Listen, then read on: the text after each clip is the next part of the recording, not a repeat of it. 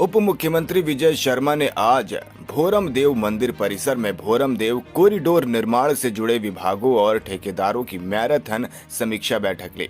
उन्होंने प्रोजेक्ट में मुख्य मंदिर परिसर का उन्नयन, सरोवर का सौंदर्यीकरण, मड़वा महल, छेरकी महल, रामचुआ सरोदा पार्किंग में अब तक हुए कार्यों की प्रगति की गहनता से जानकारी ली।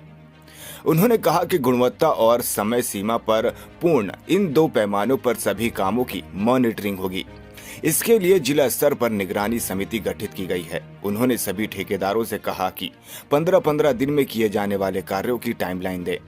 निगरानी समिति को हर सोमवार कार्यस्थल का मुआयना कर प्रगति की समीक्षा के निर्देश दिए। इस दौरान निर्माण कार्य में लगे सभी प्रोजेक्ट इंचार्ज और इंजीनियर्स को अनिवार्य रूप से मौजूद रहने के लिए कहा। काम में किसी भी प्रकार की लापरवाही होने पर कड़ी कार्रवाई की बात कही।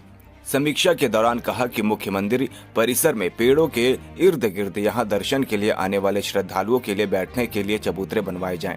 मंदिर परिसर में जो भी प्रवेश द्वार और खंबे बन रहे हैं उनमें वनी नागवंशी सत्यापन की झलक दिखे, ऐसी संरचनाएं बनाई जाएं। लकड़ी के दरवाजों में इसी के अनुसार की जाए नक्काशी। मुख्य प्रवेश द्वार सहित सभी द्वार भव्य रूप से बनाए जाएं। उन्होंने कहा कि सरोवर स्थल में पिचिंग और लाइनिंग का काम तकनीकी उत्कृष्टता के साथ किया जाए।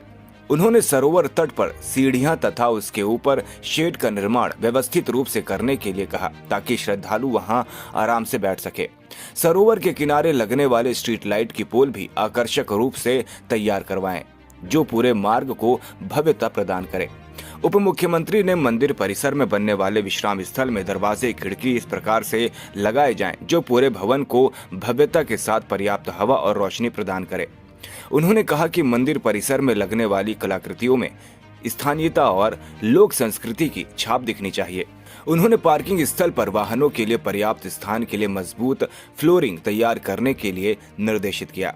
उन्होंने कहा कि पार्किंग में करीब बनने वाली दुकानों को इस प्रकार से बनाया जाए ताकि पार्किंग स्थल पर वाहनों का प्रवेश और निकासी व्यवस्थित और सुचारू रूप से संचालित हो। उन्होंने पूरे कॉरिडोर में पेयजल, शौचालय जैसे जन सुविधाओं का विशेष रूप से ध्यान रखने के निर्देश दिए।